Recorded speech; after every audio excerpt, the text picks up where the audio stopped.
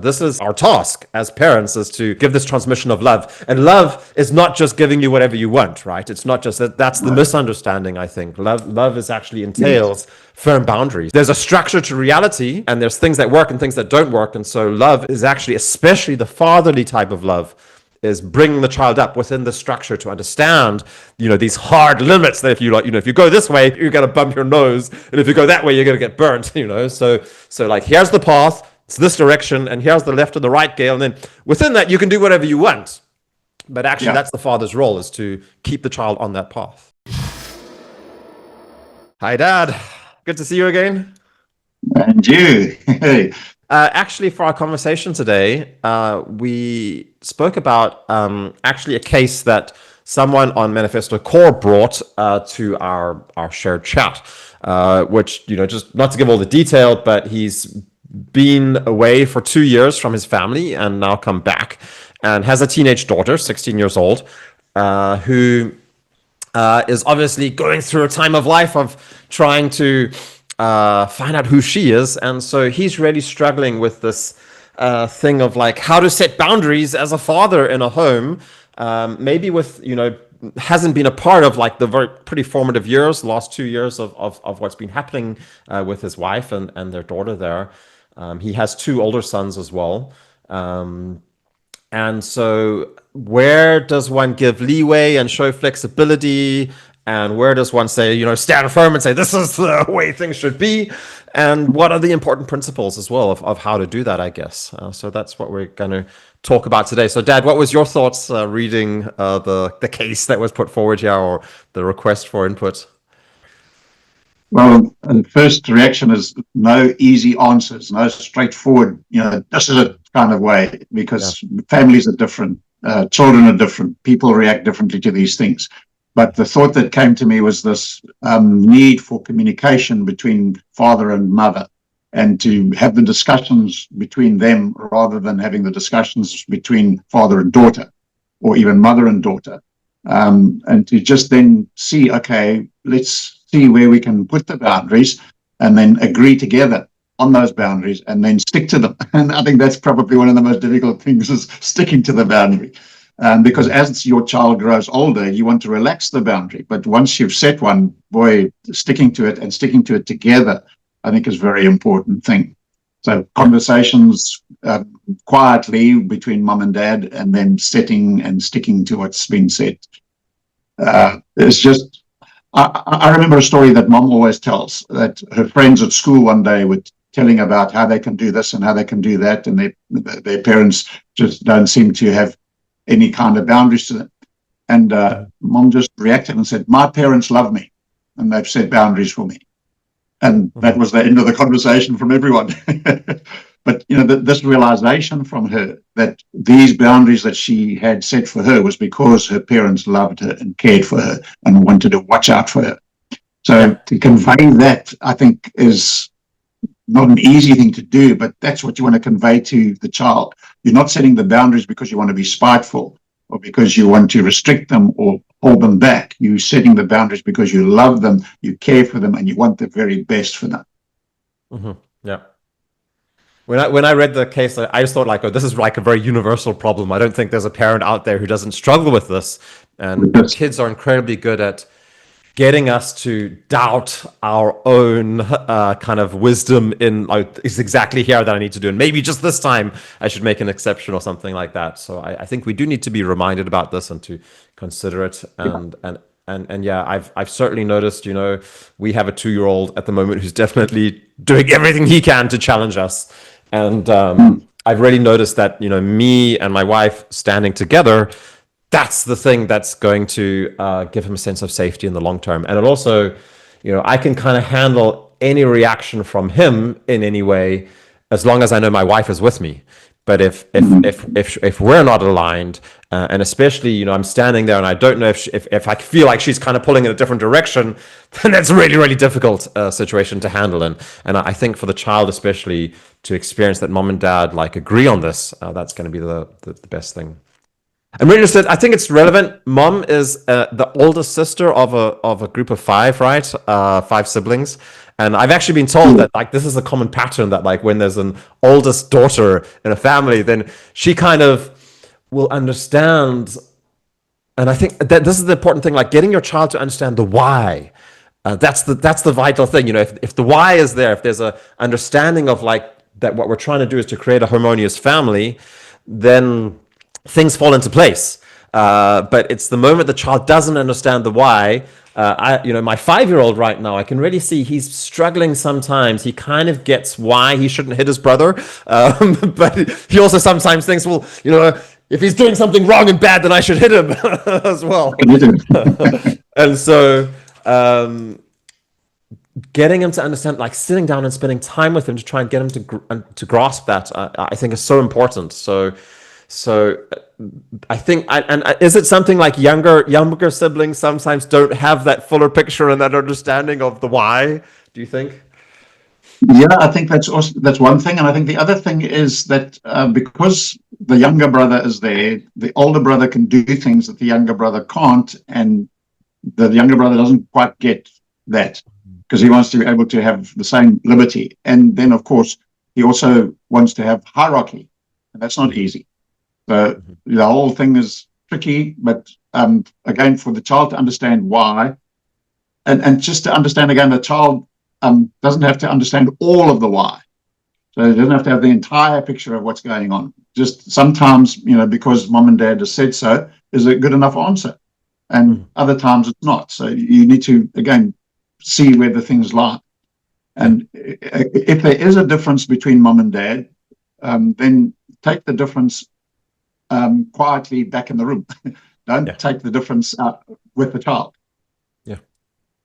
So what's really landing for me here, Dad, is something like the family is the container or the space where parents pass on the learning of how to love, how to be with other humans in a loving, caring, peaceful, and harmonious way. The parents are basically learning it together between each other and then passing it on to their children.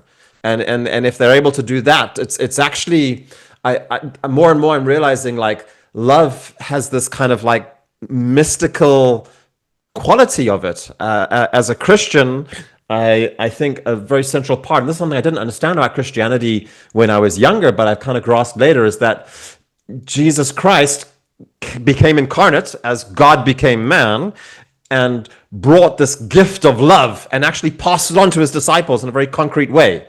And through the ages, that's been passed down from person to person to person to person. And so we've received this gift in actually a personal way. It's not just some kind of abstract pie in the sky idea, that a philosophical thing that I have to understand in my logical mind, but it's actually an experience of love that I can receive, often from my parents. If I'm lucky enough to grow up in a Christian home. I've noticed that people who don't grow up in a loving home, if they have a home that's full of distrust and envy and, selfishness, it's very hard for these people to actually grasp and understand what love is. And it takes almost like a divine act or, a meeting with another person that can take on a kind of a fatherly or a motherly role in that person's life to transmit to this person what love is. If you don't get it in your childhood, it's actually extremely difficult to get it from somewhere else. And so this is our task as parents, is to give this transmission of love. And love is not just giving you whatever you want, right? It's not just that. That's the misunderstanding, I think. Love is actually entails firm boundaries. There's a structure to reality, and there's things that work and things that don't work. And so love is actually, especially the fatherly type of love, is bringing the child up within the structure to understand, these hard limits that if you if you go this way, you're gonna bump your nose, and if you go that way, you're gonna get burnt. So like here's the path, it's this direction, and here's the left and the right gale, and then within that you can do whatever you want. But actually, that's the father's role, is to keep the child on that path. Yeah. So you actually have quite a bit of space that you can maneuver in and work in and fluctuate in and whatever. But yes, here are the boundaries, and there you need to stay within them. And it's just interesting, Jesus said, if you love me, keep my commandments. So, this whole principle of love as in a family is this concept that we respect one another, we honor one another, and then you help one another to uphold the tradition or the structure or the principles in the family. And that's what's being passed on, and that counts. And then the other thing is, to me, John writes much later in one of his letters, and he says, I have no greater joy than that my children obey the truth. So, that's the other side of the story. Try expand a little bit more what you mean by the joy of a father seeing his children obeying the truth. Well, so the principles that you've instilled. I'll give you a little story. You and Mark, one day, when you were much older, you were planning a trip together. And I sort of asked you about how would you do this? And you explained to me that you would take this flight, you would get there, then you would hire this car, then you would do this, you would go there, you'd drop off the car here, drop it. And the more you spoke, the broader I grinned, because I just, wow, that's what I would do. Wow, that's what I would do. And so, just that simple thing of planning something had been able to now be installed in you, and you were walking in that same pathway that I would walk. So a father has no greater joy than his children just being obedient, and especially when they're little. So and there's a little bit almost like there's no worse frustration than being disobedient. But it's part of the family structure and keeping things together and saying this is the way we go. And somebody once made an interesting comment.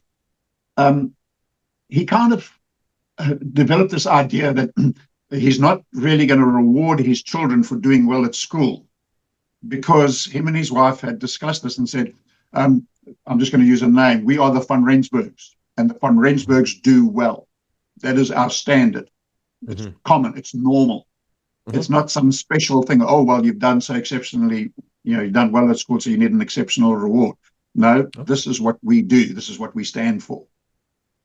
Reminds me, I actually was just reading in the book of Luke, chapter 17, then Christ is talking to his disciples, and he says something along the lines of, I think he talks about a parable of like a master who comes home from a long journey, and his servant is there, and the servant has maybe been busy and been working hard the whole day out in the fields, and then the master comes home, and then the master doesn't say to the servant like, oh, you've been working so hard, like relax and take it easy. The master says, no, okay, I'm going to sit down, you're going to serve me the food, and I'm going to eat, and then afterwards I'm not going to, the master isn't going to say thank you. He's just going to, that's because that's expected of the servant. The servant is there to serve his master. And so in the same way, we can say, I think a Christian can obviously understand that we're a servant of God, but I think anybody can understand like there are specific structures in reality.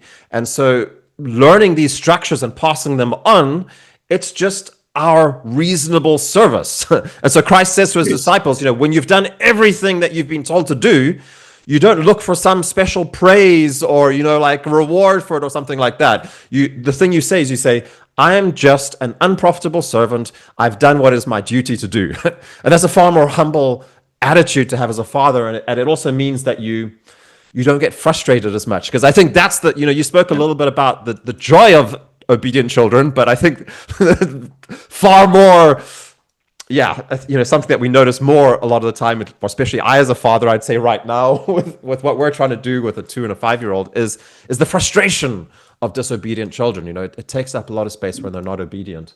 And I think that's probably driven by some kind of non-acceptance of just where I'm at. Because at the end of the day, I believe I've been quite disobedient in many ways in my life and all kinds of ways. And so my kids are really just reflecting what I'm doing to a certain extent. Yeah. So again, it's this nature of man. I don't know why, but we always like to test the boundaries. And so it's just important to maintain the boundaries and not to make the child feel like we've just spoken about master servant, but not to make the child feel like a servant, but to begin to make the child feel that they're a participant in the building up of the family, building up of a relationship, building up of a structure that's sound and secure and safe. Yeah, so Dad, you mentioned in another email that we had back and forth recently that you had an experience from your childhood. Would you mind sharing that one as an example? Because I think what's important is like we pass on we're teaching our children good things, but also we're teaching our children our own the things that we maybe aren't always aligned with a right attitude towards authority and hierarchy. So I would call it that has to do with stubbornness. And I think that's where I'm a little bit of a chip of my old block of my father. We were both a little bit stubborn. And I was allowed to drive a car. And I took my car to school because one of the things before you were 18. Before I was 18, I was 16, 17. And I wanted to service the car, and I took it to school. And the teacher that I worked with in the workshop was quite happy for me to have the car and to work on it because it was practical training. But the headmaster called me in and said, "What are you doing? You're driving a car and you're underage." And I said, "Okay." So he said, "Don't do that." I went back to my father and I sort of said to we had a discussion about it. And my dad said, "Well, the headmaster's not your father. I am. If I allow you to drive the car, you can drive it." So the next day I drove the car back to school again, and the headmaster called me in, and he didn't specifically say so, but because of that, I was not I was not put forward, or if you like, I wasn't given the opportunity to be the head boy of the school. So my stubbornness and my disobedience and saying I'll do it my way and not submit to the school authority was a rather demeaning thing for me at the end of the day. Yeah. And I only realized that much later. At the time, I thought I was standing up for who I am. And what I was really doing was breaking down. Yeah. Yeah, which I mean, what I thought when I heard the story, it's like, it's hard for me sometimes. I live in a country where there's a lot of bureaucracy and a lot of rules. And here in Denmark, some of the rules and laws and regulations, like, for example, I installed a basin in my house with like piping. I, figured out how to install piping, and I just put it in, and it took me a long time, but it saved me an awful lot of money. It was crazy the amount of money that would have cost to just have like a plumber come and do it for me, right? And it's illegal in Denmark for me to do this, actually. Yeah, it's illegal for someone to put in their own piping because, like, what if I don't do it right and then there's a leak or something like that? So you have to have a qualified, registered plumber to put in the water pipes. And so there's a certain extent where I also, and it's not just with plumbing, it's also, sometimes there's various areas, I won't go into details, of like places where I don't keep Danish laws and regulations. And, when it comes to plumbing, I'm kind of okay with that. But there might be areas as well where I'm setting an example for my children with like, oh, this law here, not so important. Like, don't worry about that one, kind of thing. And what's the ultimate judge of that? Well, I'm showing my children that the laws of the land are actually not a boundary for them, and they're allowed to kind of, judge for themselves. So they become the judge of what's right and what's wrong, actually. So instead of like, okay, I'm living in a country where there is a natural hierarchy of being. As Christians, we believe that all authority is put in place by God. And so, you don't have to like your government, but the government is the authority in your country. And so your job is actually to obey the laws. And yeah, I'm an African living here in Denmark, and I'm not so great at obeying all the laws all the time. And how are my children going to suffer from that one day? How are they going to suffer from that one day, right? And I guess this is coming from Opa, your father, my grandfather, Opa, who probably also was like, yeah, no, that law there, I don't really buy into that one. And it's a little bit of that Afrikaner spirit, I guess, right? Where, yeah. We're going to pack our wagons and trek across the mountains and do our thing. Yeah, exactly. Yeah. So, I mean, we also believe that, like, we really, at the end of the day, we're only submitted to one law, which is the law of God. And that's what we're hunting. And so we never do anything that should contradict, that could bring us into sin.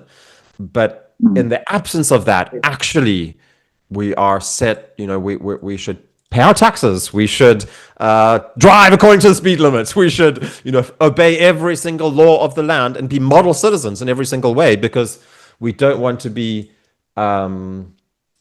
causing offense and breaking. We want to uphold order as much as we possibly can. And so that's something I'm certainly not doing perfectly. But as a father, I reminded when I hear a story about that is something that I want to do. And if I want my children to be obedient, I probably need to look at myself. That's my priest recently actually told me that. He said to me, like, Paul, when you see problems in your wife, when you see problems in your children, the best response, the way to deal with that is to realize that they're a reflection of you. You are the head of the family. And so you can't change them. I can't change them. I tried, trust me. But I can change myself. And so that's what I've been trying to work on doing increasingly, seeing where am I failing in this area that I'm judging them for, instead of trying to enforce my kind of structure and rules and laws onto them. Yeah, and how can I then draw them in rather than pushing them away? Because that's the skill that we just got to ask God for wisdom, that wisdom which is from above. Because, before God, we stand guilty, but what he seeks to do is to draw us in, to bring us close so that he can show us his way and we can walk in it. So help me to show my children the way that they can walk in it. So yeah, maybe Dad, I mean, we can finish off with this, I would say, because it's probably a good place to finish off. So if anyone, you are a father who's experienced a younger son, being me, who was very hard to draw in. I think as a young child, I had an incredibly harmonious and happy childhood. And then when I hit teenage years, I very strongly started rejecting everything that you and Mom were teaching me. Left home, traveled 10,000 kilometers away, and basically defined my identity opposed to the most important things that you guys had established as being central for life. And yet, even through, it took 15, 20 years, you managed to still draw in your son again. And I came back as the prodigal son did as well. So what do you think was a help for you in doing that through all that time? And can you see moments that might help if there are fathers here who notice their children rebelling and wanting to depart? Like, what do you think could be helpful? Well, I think for boys and girls, it's maybe a little different. For boys, I feel they need to go and bump their heads. And so what we did with you is we just said, we love you, we pray for you, and we'll always be there for you. So the door was always open. For girls, I think it's a little bit more protective to say, careful, watch where you're going, keep this in, and come and come and share, come and talk, so that we're not giving you wings as much as maybe we would give our son wings. And that balance can be made. I think just keep the door open for conversation and love your children irrespective. Mm-hmm. Yeah, great. And I appreciate the difference between. I realize more and more, like, I don't know much about girls, but I could imagine that would be a useful thing. Okay, well, thanks very much, Dad. Great talking. And I'll say, if anybody's listening here, then and they also feel this was useful, then we're also open to taking up more questions or issues that anyone else would like to suggest. So please feel free to let us know. And we're both, my dad and myself, were on a community called Maniphesto Core, where guys are just having these kinds of conversations in this same spirit of building each other up, helping each other to move forward in their lives.